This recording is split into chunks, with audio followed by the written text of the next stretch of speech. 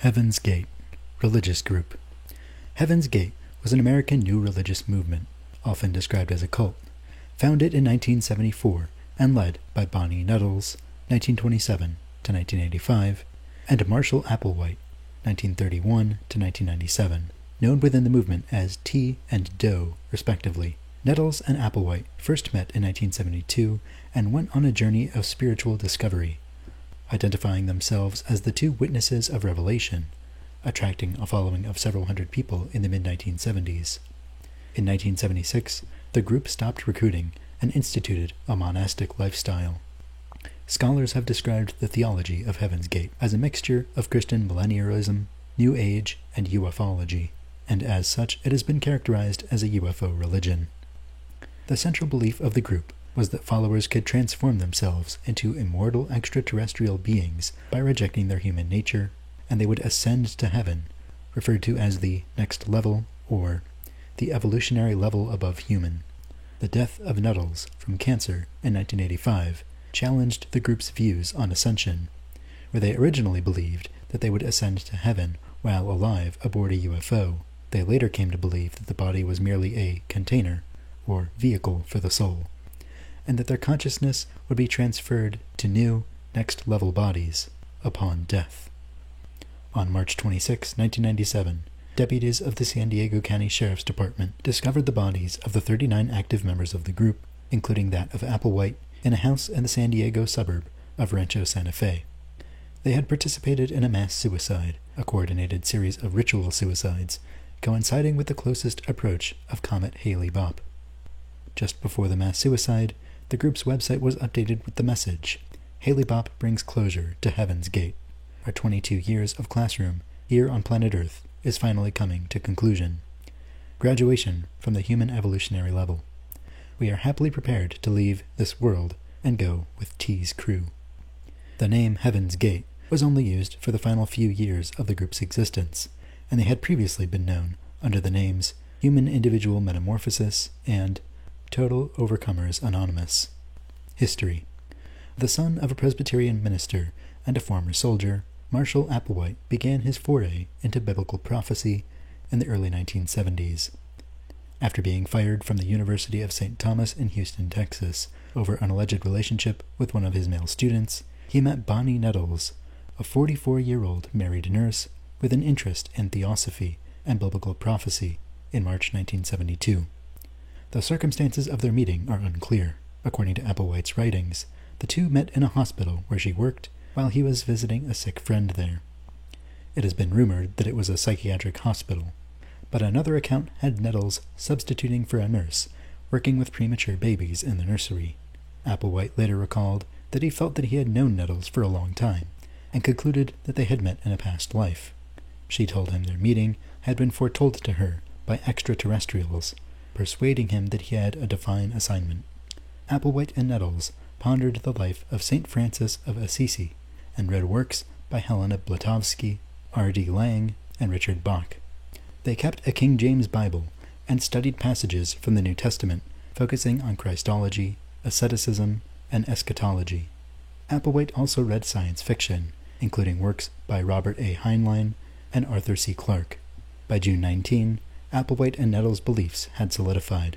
They concluded that they had been chosen to fulfill biblical prophecies, and that they had been given higher-level minds than other people. They wrote a pamphlet that described Jesus' reincarnation as a Texan, a veiled reference to Applewhite. Furthermore, they concluded that they were the two witnesses described in the Book of Revelation, and occasionally visited churches or other spiritual groups to speak of their identities, often referring to themselves as the Two, or the UFO Two. They believed they would be killed and then resurrected, and, in view of others, transported onto a spaceship. This event, which they referred to as the demonstration, was to prove their claims. To their dismay, these ideas were poorly received by other religious groups. The two would gain their first follower, Sharon Morgan, in May 1974, abandoning her children to join them. A month later, Sharon left the two and returned to her family. Nettles and Applewhite were arrested and charged with credit card fraud for using Morgan's cards, despite the fact that she had consented to their use.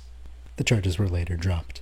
However, a routine check brought up that Applewhite had stolen a rental car from St. Louis 9 months earlier, which he still possessed. Applewhite then spent 6 months in jail, primarily in Missouri, and was released in early 1975, subsequently rejoining Nettles. Eventually, Applewhite and Nettles resolved to contact extraterrestrials, and they sought like-minded followers. They published advertisements for meetings, where they recruited disciples, whom they called the Crew. At the events, they purported to represent beings from another planet, the Next Level, who sought participants for an experiment. They stated that those who agreed to take part in the experiment would be brought to a higher evolutionary level. In April 1975, during a meeting with a metaphysical group of 80 people, led by Clarence Klug, in Joan Culpepper's Studio City, Los Angeles home, they shared their simultaneous revelation that they had been told they were the two witnesses in the Bible's story of the end time. According to Benjamin Zeller, while accounts of the meeting differ, all describe it as momentous and agree that Applewhite and Nettles presented themselves as charismatic leaders with an important spiritual message. Around 25 individuals were induced to join the group. Later, in September 1975, Applewhite and Nettles preached at a motel hall in Waldport, Oregon. After selling all worldly possessions and saying farewell to loved ones, around 20 people vanished from the public eye and joined the group. Later that year, on CBS Evening News, Walter Cronkite reported on the disappearances in one of the first national reports on the developing religious group. A score of persons have disappeared.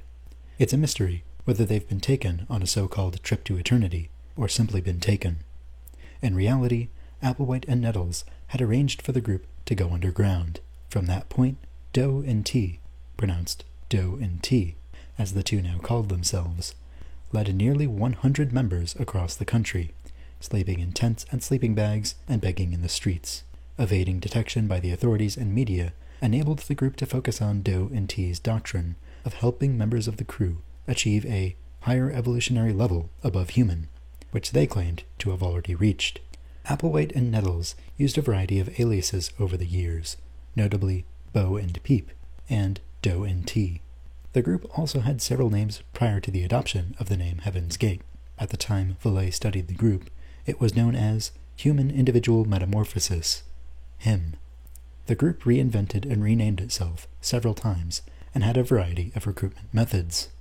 Applewhite believed he was directly related to Jesus, meaning he was an evolutionary kingdom level above human. His writings, which combined aspects of millennialism, Gnosticism, and science fiction, suggest he believed himself to be Jesus' successor and the present representative of Christ on earth. Doe and T taught early on that Doe's bodily vehicle was inhabited by the same alien spirit which belonged to Jesus. Likewise, T, Nettles, was presented as God the Father. The crew used numerous methods of recruitment as they toured the United States in destitution, proclaiming the gospel of higher-level metamorphosis, the deceit of humans by false god spirits, envelopment with sunlight for meditative healing, and the divinity of the UFO-2. In April 1976, the group stopped recruiting and became reclusive, and instituted a rigid set of behavioral guidelines, including banning sexual activity and the use of drugs. Applewhite and Nettles also solidified their temporal and religious authority over the group.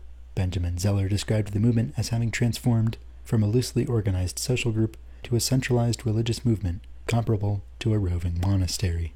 Some sociologists agree that the popular movement of alternative religious experience and individualism found in collective spiritual experiences during that period helped contribute to the growth of the new religious movement. Sheilaism, as it became known, was a way for people to merge their diverse religious backgrounds and coalesce around a shared, generalized faith, which followers of new religious sects like Applewhite's crew found to be an appetizing alternative to traditional dogmas in Judaism, Catholicism, and evangelical Christianity. Many of Applewhite and Nettles' crew hailed from these diverse backgrounds. Most of them are described by researchers as having been longtime truth seekers or spiritual hippies who had long since believed in attempting to find themselves through spiritual means, combining faiths in a sort of cultural milieu, well into the mid-1980s. However, not all of Applewhite's crew were hippies recruited from alternative religious backgrounds. One such recruit, early on, was John Craig, a respected Republican and ranch owner who came close to winning a 1970 Colorado House of Representatives race, who joined the group in 1975. As numbers grew in its pre-internet days, the clan of UFO followers seemed to have in common a need for communal belonging to an alternative path to higher existence outside the constraints of institutionalized faith. Identifying themselves by the business name Higher Source, they used their website to proselytize and recruit followers beginning in the early 1990s. Rumors began spreading among the group in the following years that the upcoming Comet Hale-Bopp housed the secret to their ultimate salvation and ascension into the kingdom of heaven. Contemporary media coverage. Heaven's Gate received coverage in Jacques Vallée's book Messengers of Deception, 1979, in which Vallée described an unusual public meeting organized by the group. Vallée expressed concerns about the contactee group's authoritarian political and religious outlooks, and Heaven's Gate did not escape criticism. Known to the media, though largely ignored, Heaven's Gate was better known in UFO circles, and through a series of academic studies by sociologist Robert Balch. In January 1994, the LA Weekly ran an article on the group, then known as the Total Overcomers. Richard Ford, who would later play a key role in the 1997 group Suicide, discovered Heaven's Gate through this article and eventually joined them, renaming himself Rio D'Angelo. Coast to Coast AM host Art Bell discussed the theory of the companion object in the shadow of Hale-Bopp on several programs as early as November 1996. Speculation has been raised as to whether Bell's programs contributed to Heaven's Gate's group Suicide, which Knowledge Fight host Dan Friesen blames more on Courtney Brown rather than Bell. Louis Theroux contacted Heaven's Gate for his BBC Two documentary series, Louis Theroux's Weird Weekends, in early March 1997. In response to his email, Theroux was told that Heaven's Gate could not take part in the documentary because, at the present time, a project like this would be an interference with what we must focus on: mass suicide. In October 1996, the group rented a large home, which they called the Monastery, a 9,200 square feet, 850 square meters mansion located near 18341 Colina Norte, later changed to Paseo Victoria, in Rancho Santa Fe, California. They paid $7,000 per month in cash. The same month, the group purchased alien abduction insurance that would cover up to 50 members and would pay out $1 million per person. The policy covered abduction, impregnation, or death by aliens. Prior to this, in June 1995, they had purchased land near Manzano, New Mexico, and began creating a compound out of rubber tires and concrete, but had left abruptly in April 1996. On March 19 and 20, 1997, Marshall Applewhite taped himself in Doe's Final Exit, speaking of mass suicide and the only way to evacuate this Earth, after asserting that a spacecraft was trailing Comet Hale-Bopp, and that this event would represent the closure to Heaven's Gate. Applewhite persuaded 38 followers to prepare for ritual suicide so their souls could board the supposed craft. Applewhite believed that after their deaths, an unidentified flying object, UFO, would take their souls to another level of existence above human, which he described as being both physical and spiritual. Their preparations included each member videotaping a farewell message. To kill themselves, members took phenobarbital mixed with applesauce or pudding and washed it down with vodka. They secured plastic bags around their heads after ingesting the mix to induce asphyxiation. All 39 were dressed in identical black shirts and sweatpants, brand new black and white Nike Decades athletic shoes, and armband patches reading Heaven's Gate Away Team, one of the many instances of the group's use of the nomenclature of the fictional universe of Star Trek. Citation needed. Each member carried a $5 bill and 3 quarters in their pockets. According to former members, this was standard for members leaving the home for jobs and a humorous way to tell us they all had left the planet permanently.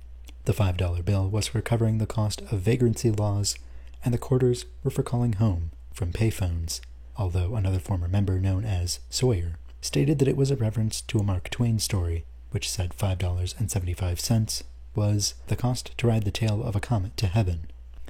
After each one died, a living member would arrange the body by removing the plastic bag from the person's head, followed by posing the body so that it lay neatly in its own bed, with faces and torsos covered by a square purple cloth for privacy. In an interview with Harry Robinson, the two surviving members said that the identical clothing was a uniform representing unity for the mass suicide, while the Nike Decades were chosen because the group got a good deal on the shoes. Applewhite was also a fan of Nikes, and therefore everyone was expected to wear and like Nikes within the group. Heaven's Gate also had a saying, "Just do it," echoing Nike's slogan.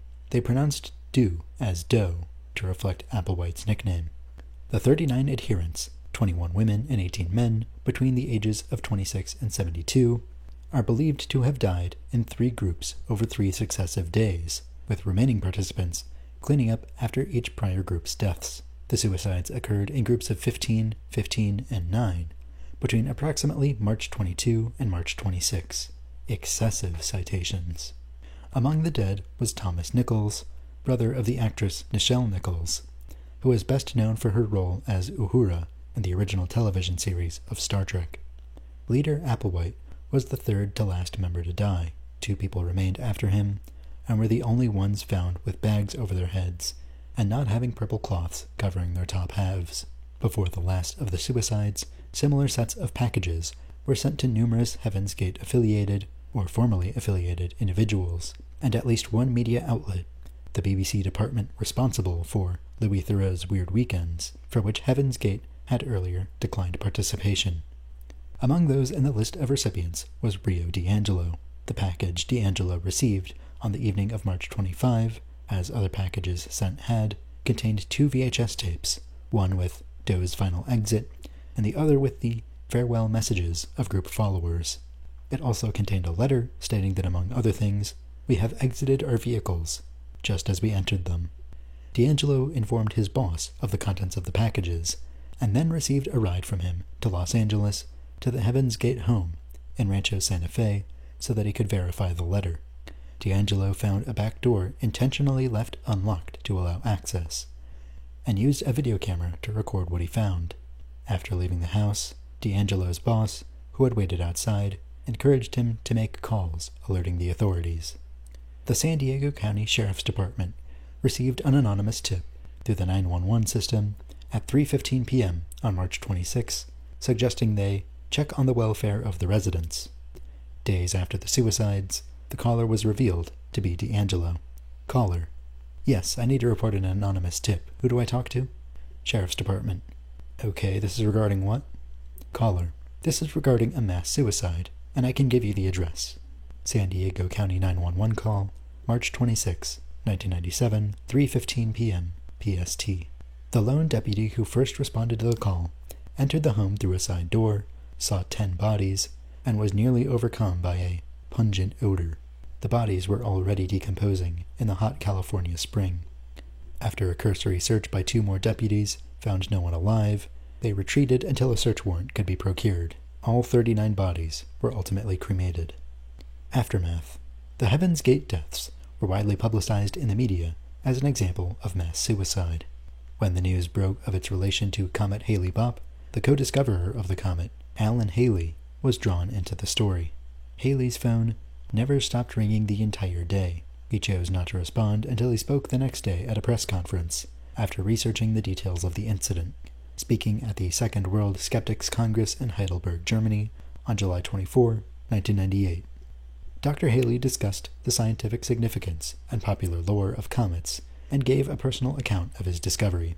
He then lambasted the combination of scientific illiteracy, willful delusions, a talk radio show's deception about an imaginary spacecraft following the comet, and occult's bizarre yearnings for ascending to another level of existence that led to the Heaven's Gate mass suicides. Haley said that well before Heaven's Gate, he had told a colleague, "We are probably going to have some suicides as a result of this comet." The sad part is that I was really not surprised. Comets are lovely objects, but they don't have apocalyptic significance. We must use our minds, our reason. News of the 39 deaths at Rancho Santa Fe motivated the copycat suicide of a 58-year-old man living near Marysville, California. The man left a note dated March 27, which said, "I'm going on the spaceship with Hale-Bopp to be with those who have gone before me," and imitated some of the details of the Heaven's Gate suicides as they had been reported. The man was found dead by a friend on March 31 and had no known connection with Heaven's Gate. At least 3 former members of Heaven's Gate died by suicide in the months following the mass suicide. On May 6, 1997, Wayne Cook and Chuck Humphrey attempted suicide in a hotel in a manner similar to that used by the group. Cook died, but Humphrey survived. Another former member, James Perky Jr., died by suicide by a self-inflicted gunshot wound on May 11. Humphrey, who had survived his first attempt, ultimately killed himself in Arizona in February 1998. Although most people considered the event a mass suicide, sociologist and former member of a cult, John Delalick, has referred to the event as murder. 2 former members, Mark and Sarah King of Phoenix, Arizona, operating as the Tila Foundation, are believed to maintain the group's website. As of 2017, there has been no evident growth, as after the mass suicide, the group fell into obscurity, relying mainly on their website for recruitment. Belief system. Scholars disagree over whether the theology of Heaven's Gate is fundamentally either New Age or Christian in nature. Benjamin Zeller has argued that the theology of Heaven's Gate was primarily rooted in evangelicalism, but with New Age elements, and a hermeneutic interpretation of the Bible read through the lens of extraterrestrial contact. Initially, the group had been told that they would be biologically and chemically transformed into extraterrestrial beings and would be transported with their bodies aboard a spacecraft that would come to Earth and take the crew to heaven, referred to as the next level. When Bonnie Lou Nettles, T., died of cancer in 1985, it confounded the group's doctrine because Nettles was allegedly chosen by the next level to be a messenger on Earth, yet her body died instead of leaving physically to outer space. The belief system was then revised to include the leaving of consciousness from the body as equivalent to leaving the Earth in a spacecraft. The group declared that they were against suicide, as they defined suicide in their own context to mean to turn against the next level when it is being offered, and believed that their human bodies were only vehicles, meant to help them on their journey. Suicide, therefore, would be not allowing their consciousness to leave their human bodies to join the next level. Remaining alive instead of participating in the group suicide was considered suicide of their consciousness. In conversation, when referring to a person or a person's body, they routinely used the word vehicle. The members of the group gave themselves 3-letter names with the suffix "adi" that they adopted in lieu of their original given names, which defines children of the next level. This is mentioned in Applewhite's final video, Doe's Final Exit, filmed March 19 and 20, 1997, just days prior to the suicides. They believed that, to be eligible for membership in the next level, humans would have to shed every attachment to the planet. This meant all members had to give up all human-like characteristics, such as their family, friends, gender, sexuality, individuality, jobs, money, and possessions. The evolutionary level above human, Tila, was as a physical, corporeal peace, another world in our universe, where residents live in pure bliss and nourish themselves by absorbing pure sunlight.